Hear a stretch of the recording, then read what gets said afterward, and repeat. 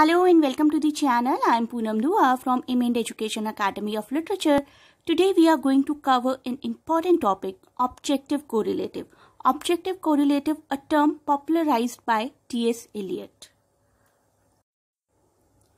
Elliott ji का introduction हम पहले ही कई वीडियोस में डिटेल में कवर कर चुके हैं, जैसे कि dissociation of sensibility and one of my other very important topic which was tradition and individual talent. तो इन दो वीडियोस में मैं टी.एस. एलियट को डिटेल में डिस्कस कर चुकी हूँ, उनकी लाइफ को, उनके वर्क्स को। Today we will just go for a brief and then we will move on to the major topic, objective correlative.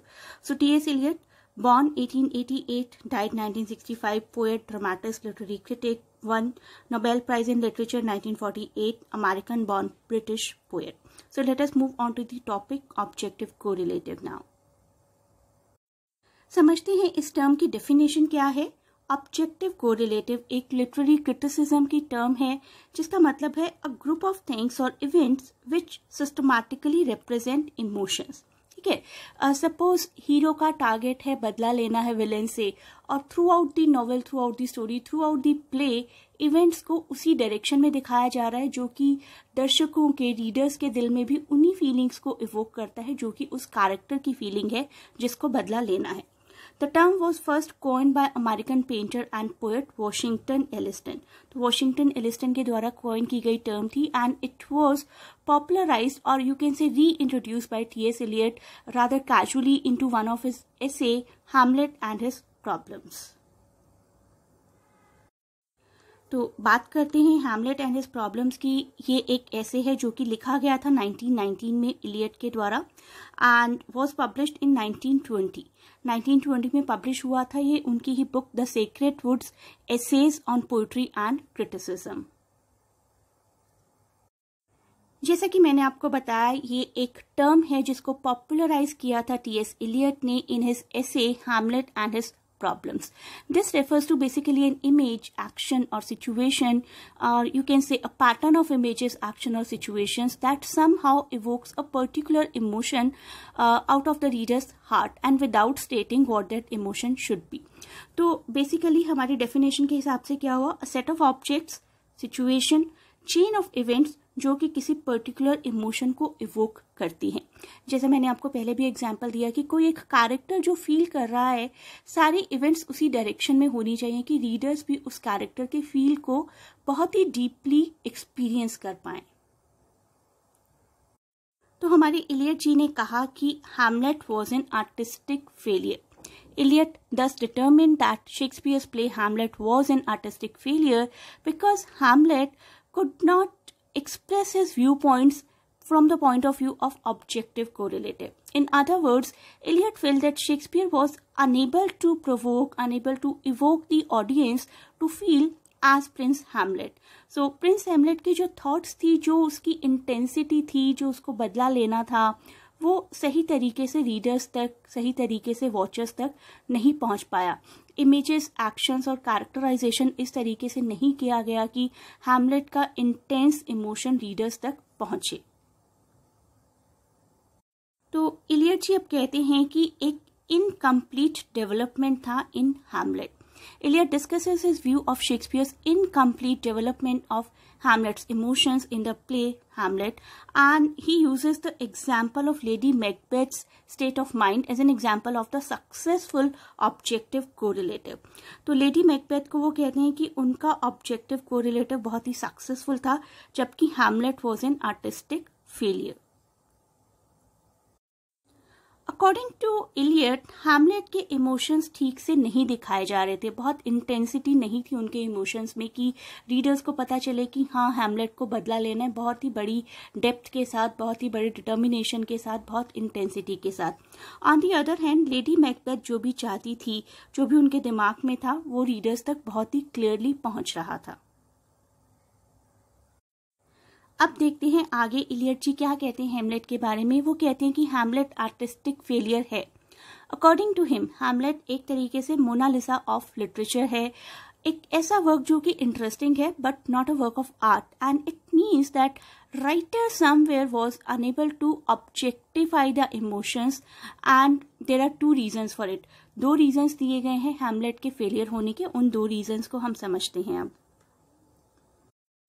First reason को समझाने से पहले मैं आपको एक फैक्ट बताती हूँ कि शेक्सपियर ने जो अपना इंस्पिरेशन लिया था हैमलेट लिखने के लिए वो थॉमस किड के प्ले से लिया था। तो एक ट्रेडिशन के थ्रू इंस्पायर हुए थे and this was an individual work. तो कहीं ना कहीं इलियट फर्स्ट रीजन की बात करें ट्रेडिशन एंड इंडिविजुअल वर्क से रिलेटेड, वो भी एक कॉन्सेप्ट है इलियट का ही डेवलप किया हुआ, और उस कॉन्सेप्ट को भी डिटेल में जानने के लिए आप लोग लिंक में दिए गए वीडियो को रेफर कर सकते हैं। अब हम इस पॉइंट को समझते हैं थोड़ा सा। इलियट जी का कहना था a work of art should be red in the context of the literary tradition. तो एक इंडिविजुअल वर्क है वो किसी ट्रेडिशन का पार्ट है और उसको उसी तरीके से प्रेजेंट किया जाना चाहिए जिस ट्रेडिशन का वो पार्ट है। Shakespeare drew the material for his Hamlet from the place of Thomas Kyd as I told, but according to Eliot this Hamlet failed to make his play correspond to the original material। ये था first reason. अब देखते हैं second reason. Second reason for calling Hamlet as an artistic failure has to do with the lack of objective correlative, वो topic जो हम पढ़ रहे हैं। रीडर्स के इमोशन को इन्वोक कराने में प्रिंस हैमलेट का कैरेक्टर अनसक्सेसफुल रहा। That was the lack of objective correlative. अब हम इन पॉइंट्स को, प्रीवियस पॉइंट्स को थोड़ा थोड़ा डिटेल में पढ़ लेते हैं। Hamlet by Shakespeare owes its content to play by Thomas Kyd, that I have already told you. In Thomas Kyd's version of Hamlet, the revenge motive is at the core of the play, and Hamlet's madness was mainly designed to avoid the people's suspicion of his ability to murder a king surrounded by bodyguards, and Hamlet of Thomas Kyd did it successfully. In Shakespeare's Hamlet, according to Eliot, the title character, Prince Hamlet की madness दिखाई गई है। On the this madness, on the contrary, serves to arouse the king's suspicion only, and the change is not complete enough. The delay in revenge goes unexplained, and thus the play cannot do justice to the original play to which it is indebted for its material. Hamlet also fails as a work of art due to the obvious lack of objective correlative, which is the only way of expressing emotions with the help of, as I told, set of objects, situation and chain of events. Hamlet जो थे अपनी confusion के द्वारा dominate किए गए थे. He suffers from confusion, he is puzzled, and there is clear absence of objective equivalent to his feelings and emotions. अब इस कंसेप्ट को थोड़ा समराइज कर लेते हैं। We all know the theory of objective correlative is undoubtedly one of the most important critical concepts of T.S. Eliot, and according to him, a poet, a writer, cannot communicate his emotions directly to the readers, and he has to find some object suggestive of it, and only then he can evoke the same emotions in his readers. So this objective correlative is, as I told, a set of object, situation, chain of events which shall be the formula of that particular emotion. एक example लीजिए simple सा। एक बच्चा है जिसको कि बहुत अच्छे मार्क्स स्कोर करने हैं, 99%, 100% उसका पर्पस है, उसका गोल है। तो उस बच्चे को अगर पढ़ते हुए दिखा रहे हैं, बुक्स के साथ दिखा रहे हैं, बहुत डीप इंटेंसिटी दिखा रहे हैं कि मुझे रात दिन पढ़ना है, तब हम कहेंगे ऑब्जेक्टिव कोरिलेटिव वहाँ सक्सेसफुल हो गया। लेकिन बच्चे का ऑब्जेक्ट हमें बता दिया गया, गोल हमें बता दिया कि इसको 99%, 100% मार्क्स लाने हैं, लेकिन उस पूरी स्टोरी में बच्चे को पढ़ता हुआ बहुत ही कम दिखाया जा रहा है, बुक्स के साथ बहुत ही कम दिखाया जा रहा है। कभी हीरोइन के साथ गाने गाए जा रहे हैं, कभी कुछ टीवी पर कुछ देखा जा रहा है, कोई भी और एक्टिविटीज की जा रही है जहां पर पढ़ाई इन्वॉल्व नहीं है। तो हम कहेंगे कि पर्पस तो कुछ और था लेकिन ये कर कुछ और रहा है। दैट मीन्स की lack of objective correlative is there. उसी तरीके से हमारे इस पर्टिकुलर प्ले में भी अकॉर्डिंग टू इलियट ये set of object, situation, chain of events कहीं ना कहीं इमोशंस को प्रेजेंट करने में फेल हुए हैं। So it is basically through the objective correlative that the communication between author and reader takes place. Briefly speaking, Eliot का मतलब था objective correlative से कि कोई भी great work of art कुछ भी नहीं है अगर इस तरीके के symbols ना दिखाए जाएं जो कि readers के emotion को उसी direction में provoke करें, उसी direction में ले जाएं जिस direction में वो character खुद जाना चाहता है। So these symbols basically constitute the total vision of the creative artist. I hope you liked the video. By clicking on the given link, you can reach to an important topic by Eliot, that is tradition and individual talent.